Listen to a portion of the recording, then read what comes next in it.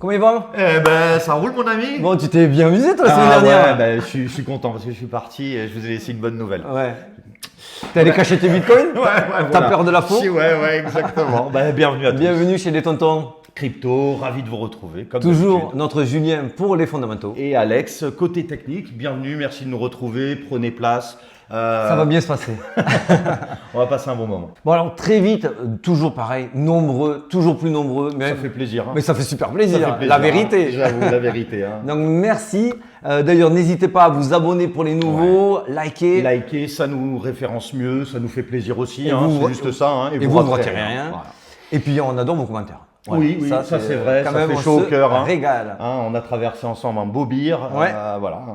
Et alors cette semaine, Eh ben, cache tes bitcoins. Hein. J'espère que tu les as toujours un petit peu au fond de la poche. Hein. Il faut on va vous rien expliquer faire. pourquoi en ce moment il vaut mieux cacher ses bitcoins. Voilà, exactement. On va voir aussi que les alts aussi commencent à se réveiller un petit peu. Hein. Exactement. Ça fait plaisir à voir. Qu'il y aura un piège derrière, on va voir. Les Les ETF. ETF, on fait un petit point sur les ETF, où on en est, sur BlackRock, etc., Van Dyke et la bande. Ça fait parler ça. Hein. Ça fait parler. Ça fait parler, ça c'est fait vrai que couler les de l'encre. ETF, Et est-ce que le train est parti. On va voir ça. On va vous dézoomer tout ça, donc bienvenue, attachez vos ceintures. Juste avant, merci aussi à tous ceux qui nous ont rejoints sur Telegram. Alors c'est vrai que j'ai regardé de loin, il y a des belles On performances. se régale. Bravo, hein, On se bravo régale. à tous, hein, bravo à la communauté, c'est bien, les 1000 yeux. Hein. Alors écoute, c'est pas modeste, mais c'est la vérité. Sur le canal Call, on a dépassé les plus de 30 TP. Alors on entend par là les TP1, TP2, TP3, sans aucun SL. Ça fait 2 semaines et demie, 3 semaines qu'on n'a pas eu un SL sur le canal Call.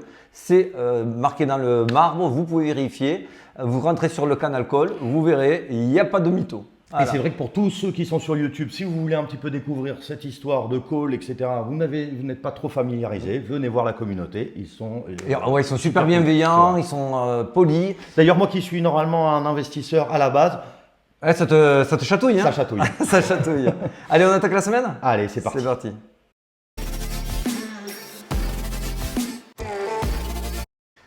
Donc voilà, on va pas parler 3 heures. On va pas parler de 3 heures. Qu'est-ce qu'on voit? On voit du vert, Du on voit vert. des belles performances un petit peu partout. Partout. Bon, il fait plutôt beau. C'est pour ça quand vous me dites, tonton, regarde ce chart, regarde celle-ci, elle est bullish. C'est vrai qu'il y a Bon, tout- vous voyez là, tout est à peu elles sont près un bien peu bullish, ouais. toutes bullish. Donc oui, vous avez à peu près tous raison. Hein, et effectivement, on se régale. Allez, alors on en est où des altcoins? Tu sais toi? Ouais, on est en train sur le Crypto Total 3.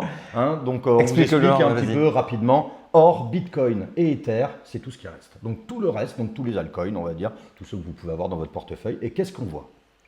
On est sur un bottom qui est quand même super bien dessiné dans la reload zone. Alors attention, on est en weekly. Donc oui, on voit qu'il y a quand même une belle progression, qu'on est en train de sortir du bottom. On fait W sur W, comme je le disais, en reload zone. Donc c'est là où les Voilà, c'est professionnels, la zone des institutionnels. Hein, ils achètent. Voilà, donc là on est en pleine zone d'achat. Donc on aimerait voir effectivement ce W être validé en cassant les 371. Ça serait joli, Voilà, ça serait joli. joli. Là, vous verriez vraiment une belle poussée. Là, pour le moment, on remonte petit à petit. Oui. Parce que c'est vrai qu'on vient de bas. Hein. Là, pour l'instant, c'est que les cacahuètes de l'apéro. Hein, Voilà, pour l'instant. exactement. Bon, après, c'est des bonnes cacahuètes quand même. Ouais, hein. oui. D'ailleurs, sur l'alt season, alors là, l'alt season, on est en année. Hein. C'est bien plus parlant que de le prendre en mensuel ou en time frame plus petite. Ça vous permet d'un peu de dézoomer, de voir dézoomer. vraiment où on en est Exactement. au niveau long terme. On voit qu'on a tapé un bottom, que sur ce bottom, on y rebondit. Donc, est-ce qu'on va enfin sortir de cette Bitcoin saison? Pour moi, dès qu'on va franchir les 35 000 et qu'on valide au-dessus des 35 000, on va très certainement basculer sur l'altcoin season. Oui, exactement. Oui, parce que c'est vrai que là, on voit aussi par rapport aux tensions, par rapport aussi à différentes choses qu'on peut voir négatives, on voit que le Bitcoin étant une valeur refuge, hein, comme Ouais, cite c'est ce qu'on parlait. Think, Exactement. de chez BlackRock, c'est vrai que les bonds du Trésor ne rémunèrent plus autant. Donc qu'est-ce qui vous reste quand vous êtes investisseur, voir c'est la trader? merde. Voir c'est la merde. Voir c'est la merde. Donc voilà, donc forcément, on voit encore que le Bitcoin a toujours sa puissance, qui est normale. Exactement. Et là, on le voit potentiellement Et essayer de se... Et si tu te rappelles, on vous en avait parlé aussi, c'était ce printemps, quand on avait vu avec la Silver Bank, la signature banque et tout ce qui finissait par banque qui a coulé, on voyait que ça se réfugiait direct derrière dans l'or et dans le Bitcoin. On voyait une forte corrélation entre les deux et absolument pas dans le SP500. Donc nous, on se défend de dire que oui, il peut y avoir des phases où les deux se ressemblent, mais ils ne sont pas corrélés. Ils peuvent profiter tous les deux de flux monétaires quand on est en QE. Donc ça joue, QE, c'est Quantitative Easing. Faites vos recherches, c'est là où on met la planche à billets au niveau. Tout à fait. Mais c'est vrai que dans des périodes un peu de restrictives où tout se casse un petit peu la figure, des mauvais résultats, parfois de grandes entreprises, eh bien on préfère aller sur des valeurs refuges, même s'il n'y a pas de rendement. C'est vrai que l'or ne va pas vous ramener du rendement, mais c'est un refuge. C'est un refuge. Comme le Et Bitcoin. aujourd'hui, Bitcoin, on le voit de plus en plus, qu'il n'en déplaise, comme valeur refuge. C'est d'ailleurs Cathy Wood de Ark Invest qui l'avait dit il y a longtemps. Et moi, je m'étais inspiré d'elle. Ça ne vient pas de moi. Quand j'ai vu que c'était corrélé avec l'or, elle en avait parlé. J'ai fait mes recherches. Et effectivement, elle avait raison, mais c'est une pointure. Donc, dur de la mettre en tort. C'est pas n'importe quoi. Allez, on attaque la c'est parti. analyse du Bitcoin. C'est parti. Alors, exceptionnellement, là, on va vous en parler. Voilà, bon, c'est vrai que qu'est-ce qu'on voit? On voit un petit peu de vert. Ouais, on voit un grid à 68. Alors, ce grid à 68, pour nous, il y a deux cas de figure où on va vous parler du grid. C'est quand c'est un extrême fear ou quand c'est un extrême grid. Là, pour le moment, on est en grid, donc ça va. Ça va, il y a encore Ça de la va. marge. On commencera vraiment à avoir des doutes et à se dire waouh, il faut vraiment commencer à faire un arbitrage. Quand on va commencer à dépasser les 75, là, il va y avoir potentiellement. faut faire Exactamente, attention. amigo. Amigo. Muy bien, muy bien. Allez, on attaque, on continue. Allez, les frais de repo, notre coffre-fort, Toujours. L'oseille qui sort. Alors, c'est le coffre-fort US. Voilà, exactement. C'est pour résumer, pour vulgariser au maximum. Plus l'argent sort, plus ça va aussi dans les riscons, donc ça va dans notre cher écosystème de crypto-monnaies, Voilà. Bitcoin et autres. Vous voyez là, on avait fait des tops là, cet hiver et on a cette décrue, comme tu dis, qui est maintenant fortement marquée. Alors, on voulait surtout voir cette décrue premièrement et voir aussi que ça arrive dans les risques. Voilà, parce que c'est vrai qu'on pourrait se dire, oui, mais c'est pour rembourser La aussi dette, la l'administratif. etc., l'administratif. Et enfin, on voit que ça arrive dans nos riscons favoris. C'est il faut qu'on voit de l'impression de stablecoin, c'est-à-dire de l'argent qui arrive. Parce que nos riscons favoris ce sont le Bitcoin et ses copains. Ouais, exactement. Et là, on est sur le mois d'octobre, on est sur le market cap du Tether. Exactement. Oh, j'ai Tether. failli te rater. Ouais, non, parce que j'étais passionné. Non, Tether, c'est le principal Il n'y a rien à dire. Voilà, y a rien à Vous dire. le voyez, vous voyez aussi qu'il y a une ascension en escalier. On s'est battu avec vous depuis la mi-octobre, je crois que c'était le 12 octobre, en disant attention, notamment avec le pump and dump du faux ETF sur l'annonce. On a vu derrière un escalier. Cet escalier-là, je vous ai dit attention, ça c'est typique, c'est classique quand les whales veulent stocker et ne pas vous laisser de fenêtre d'achat, de fenêtre de tir. On vous a dit semaine dernière, semaine d'avant et encore celle d'avant, fini les promos. Maintenant vous avez compris, les promos c'était avant. Donc les promos, c'est fini, on voit que ça D'ailleurs, on voit même, voilà, en plus ça mine du côté de Tether, on voit que le nouveau stablecoin de PayPal, il a eu une augmentation, je crois, attendez, de 113%. Voilà, il y a quand même de l'attrait qui arrive justement sur ça, et c'est ce qui nous intéresse. C'est ce qui nous intéresse. Là, je vous l'avais mis sur X. Donc là, on est toujours sur la capitalisation boursière de l'USDT en orange. En bleu, c'est le Bitcoin. On voit que c'est fortement corrélé, notamment sur le dernier bull run. On voit que là, on fait des ATH sur l'USDT, sur sa capitalisation.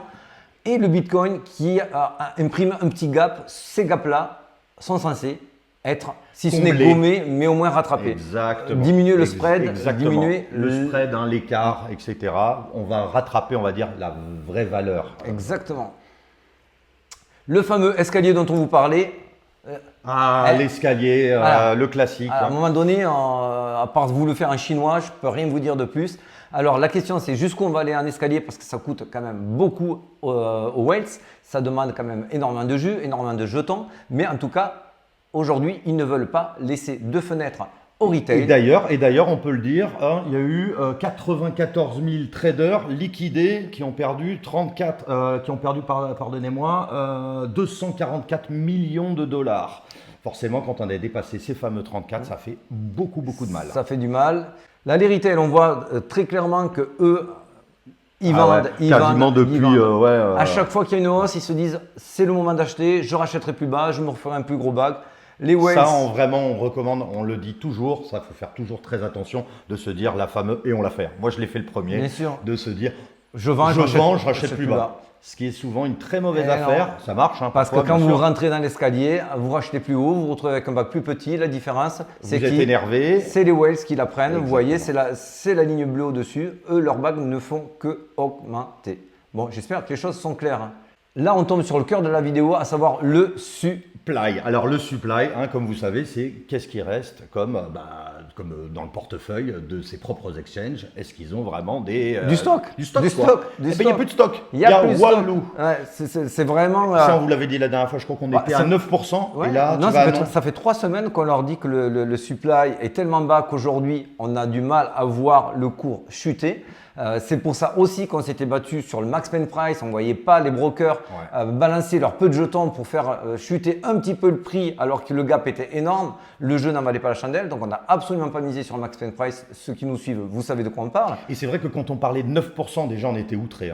On se disait, c'était vraiment très très bas. Ça commence à des seuils critiques. Et je crois qu'après un moment, tu vas nous annoncer un chiffre encore. Alors là, aujourd'hui, on est.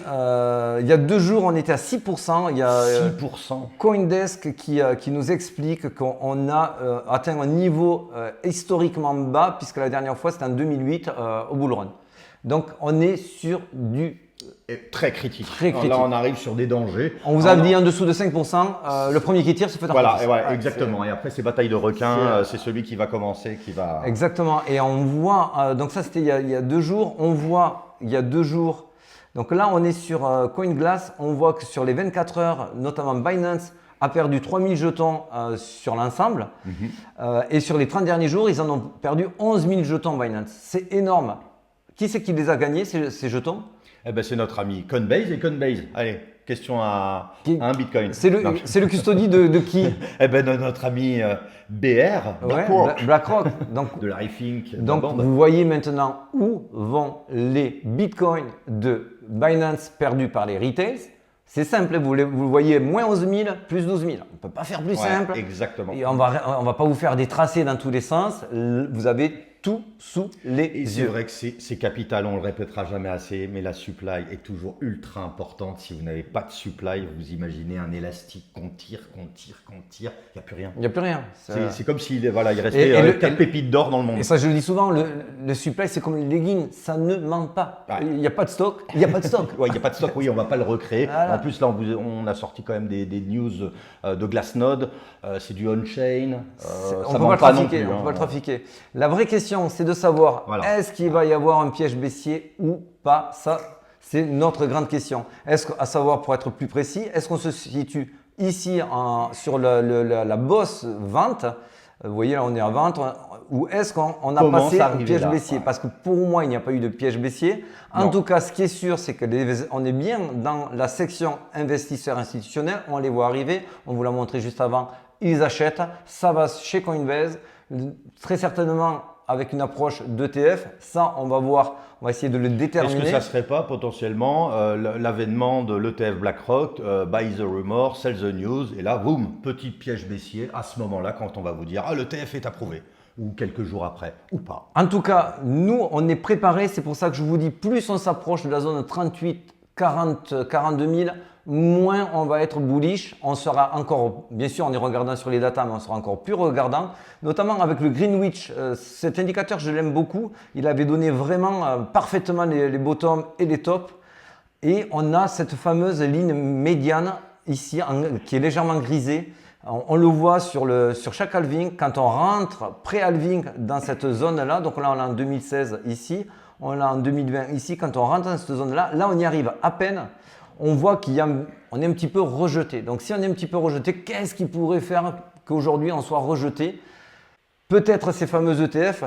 Là, je fais référence au gold quand il avait été approuvé. C'est vrai qu'on l'avait dit, alors je crois que c'était en début d'année, que tu avais fait un petit rapprochement. Juin, pardon, avec le gold. C'est vrai que donc approuvé, tout le monde se dit to the moon. Attention, voilà, grosso modo, on voit qu'il y a quand même une petite phase Voilà, d'oscillation. moi pour l'instant, je vais favoriser ce scénario-là. Si j'ai d'autres datas qui me l'invalident, je changerai mon fusil d'épaule. Mais aujourd'hui, j'ai tendance à penser, comme là, quand le gold a été accepté, vous voyez, c'est entouré en blanc sur la droite, il y a eu encore quelques jours d'euphorie derrière. Voilà, on en aura 2-3 jours, quelques jours, Exactement, on va dire, une semaine. exactement. Donc là, par exemple, si on dit qu'il arrive récemment, pour moi, je pense que novembre, ça serait pas déconnant de le voir arriver en novembre. On va pas se mouiller, on ne fait pas du Nostradamus. Oui, bien sûr, de toute façon, on n'est pas dans Mais les si technologies. c'est arrivé sur novembre, on a le coup de boost, ça nous fait monter à 38,42. Et là, il faudra peut-être réfléchir, il faudra voir au niveau des volumes, il faudra vraiment analyser le cours. On rentrerait dans la phase 2.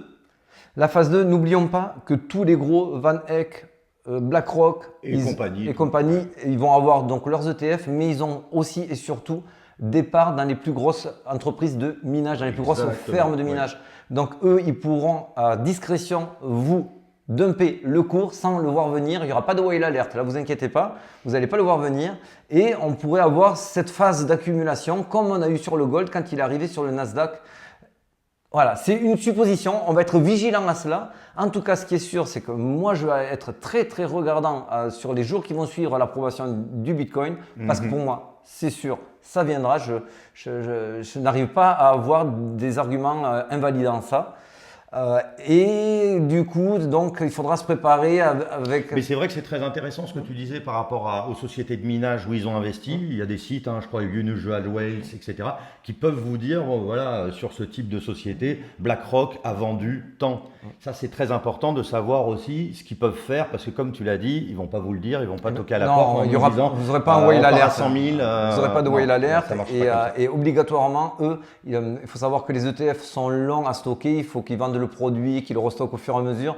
Donc, ils seront obligés de passer par des phases d'accumulation. Est-ce que ça sera maîtrisable avec la conjoncture, avec peut-être le FOMO qu'il y aura dessus? Ils ne pourront peut-être pas maîtriser le cours comme il avait fait pour le gold. En tout cas, je vais quand même faire attention à cela. Ce plan-là, il est quand même plutôt réservé aux traders. Oui. Ce qu'on disait. Alors, pour les investisseurs, vous n'avez rien à faire. À part, si vous voyez une mèche qui peut vous intéresser bien plus bas, vous pouvez potentiellement rebaguer un tout petit peu. Et sinon, on laisse passer le cours. Exactement. Ce qui se fait de mieux, en effet, pour les investisseurs. Si on regarde en weekly, donc ça, c'est toujours notre fameux flux haussier, 3 flux haussiers, 2 flux correctifs, tracés il y a des mois. Donc voilà, on s'attendait à ce scénario-là. Ce scénario-là, merci, il a eu lieu. Bon, c'est pas pour se dire on a raison, on a tort. Mais pourquoi on avait ce scénario-là? Parce qu'il correspondait précisément. Notre ami réaccumulation de Wyckoff, ça on en a parlé, ça fait très longtemps, on en parle depuis le bottom. Regardez bien cette phase SOS. Le spring était ici, c'était en novembre quand on a touché le bottom à 15 500, je crois, ou 15 000. Exactement. Et ce SOS où là on entend dire depuis des semaines que c'est de la redistribution. Pour nous, on était sur de la réaccumulation et on vous avait dit quand on va sortir vers le haut, ça en sera la preuve. Aujourd'hui, ça sort vers le haut, donc oui, on est en réaccumulation. On sort, de réaccumulation. Et en plus, ça corrobore à ce qu'on disait juste avant par rapport à la supply. Redistribuer quoi. Il n'y a pas de supply. Les retail viennent de vendre leurs jetons au profit des whales, c'est pas pour vous les revendre dessus derrière. Bien sûr, il y en a qui prendront des bénéfices. Bien sûr, toutes les whales ne marchent pas du même pas. Donc oui, il y aura des yo-yo et forcément parce qu'il faudra aussi virer les leviers. Il faudra virer tous les opportunistes, que ce soit un long ou un short. Donc il y aura des yo-yo. Le mégaphone, on vous en avait parlé semaine dernière, il a très bien fonctionné. Est-ce qu'on va venir retest? Alors déjà le retest sur la trendline principale, j'y crois pas. Si c'est un retest sur la trendline secondaire, il est allé fort. C'est vrai qu'on attendait peut-être pas autant tout de suite là, si rapidement, mais en tout cas, voilà. Après les Burj Khalifa, je vais peut-être appeler la Rocco Siffredi, je pense.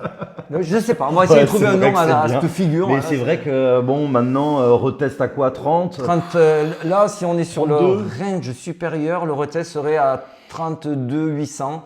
C'est pas déconnant, mais aujourd'hui, il va falloir qu'ils trouvent du monde qui soit OK pour vendre leurs jetons parce que les retails, ça n'en ont quasiment plus. Et les whales, elles les gardent. Elles les gardent. Parce qu'on a vu tout à l'heure, je ne sais pas si vous vous souvenez, sur Glassnode, que ceux qui avaient les bitcoins depuis plus de 10 ans, ils ont la supply dans les poches, etc., qui ne revendent rien. Donc vous doutez bien qu'ils ne sont pas là pour les revendre s'il y a un moins 1000. Là, on est en intraday, on va faire rapide. Donc, effectivement, bien sûr, il y a du sens d'aller au sud. Bien sûr, vous avez des liquidités ici. Vous avez un Equal Low, 2 autres liquidités ici qui sont aux alentours des 33 200. Est-ce qu'on va y aller? On ne sait pas, on n'est pas sûr à 100%. Si on y va, est-ce que c'est grave? Non. Aujourd'hui, on est haussier. Le truc le plus probable, c'est peut-être d'aller chercher celle-ci, peut-être l'Equal Low. Pour remonter, ça pourrait nous faire quelque chose dans ce sens-là. Rien n'est sûr, on ne va pas se mouiller sur des choses inutiles qui ne vont rien nous faire perdre Parce ou que gagner. la tendance à la base est haussière. Et haussière, vous voyez bien qu'on tape la résistance de plus en plus. Cette résistance-là, avec tout ce qu'on vous a dit avant, joue en faveur qu'elle va se faire croquer progressivement et ça devrait passer, sauf si vraiment il y a une bad news. Vraiment un gros signe noir et un gros Black Mais Swan. ça, on ne peut pas vous le dire puisque c'est le principe du Black Swan. Et pour moi, je crois que je suis arrivé au bout du bout. Eh ben, on arrive au bout du bout. Bon, vous nous avez supporté parce qu'on a parlé là. Il y avait quelques dates qui sont importantes. Ah oui, si, on en parle. Si, pardon, autant pour moi. On a voilà les taux. Les taux d'intérêt. Les taux d'intérêt de la Fed. Mercredi. C'est le 1er novembre. Voilà, et personnellement, On s'en bat les couilles, on s'en bat les couilles, on s'en bat les couilles. On s'en bat les couilles, on s'en bat les couilles. on s'en bat les On couilles. s'en bat les couilles. Pourquoi? Pardonnez-nous, mais c'est vrai qu'on Tout le monde ne s'attend à rien. On n'attend rien. Donc quand tout le monde s'attend à rien, c'est comme s'il y avait personne qui s'attendait à quelque chose. Voilà, exactement. Ça ne Alors, sert à ça ne rien. veut pas dire qu'il n'y aura pas un petit peu de volatilité. Comme d'hab, vous la connaissez, quand on s'approche de ces discours. Mais voilà, on écoutera notre ami Jérôme Powell Ouais, avec assiduité. Popo. Et Et d'ici là, on Eh vous ben, dit à très vite. exactement. On se retrouve sur Telegram. On vous fait la bise. merci Ciao. à tous. Ciao mon poteau. Allez, ciao mon poteau. Allez, ciao. Bye, bisous. Ciao.